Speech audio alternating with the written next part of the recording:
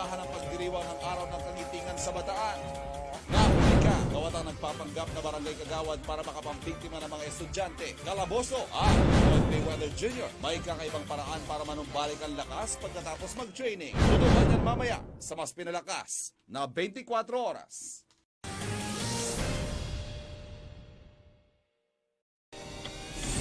Kotse ng Army Reservists na bumaril umano sa nakalitang siklista sa Maynila, natunton sa Nueva Vizcaya. Suspect, may patong ng 100,000 piso sa ulo. 4 na bata kabilang isang sanggol, patay sa sunog sa Pasay. At Miss Universe 2017 pageant, kumpirmadong sa Pilipinas gagawin. Yan at iba pang balita abangan sa pinakapinagkakatiwalaang 24 oras.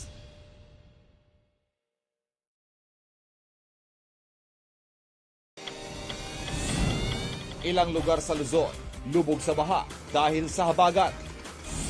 May mga nawalan pa ng supply ng malinis na tubig. Buhawi. Diyos ko po, ano nangyari? Nanalasa sa ilang lugar sa Maynila. At kahit masamang panahon, book signing ni Alden Richards, dinagsa ng fans. Yan at iba pang balita abangan sa pinagkakatiwalaang 24 oras. Ilang testigo sa investigasyon ng Senado kaugnay sumano'y extrajudicial killings. Naging emosyonal ng ilahadang umano'y pag-abuso ng ilang pulis sa operasyon kontra droga. Pinatay po sila. Si Alvage. Bilang pagsunod sa pinakamalawak na sibaang iniutos ng isang pangulo, mga opisyal ng ilang ahensya ng gobyerno hindi pumasok.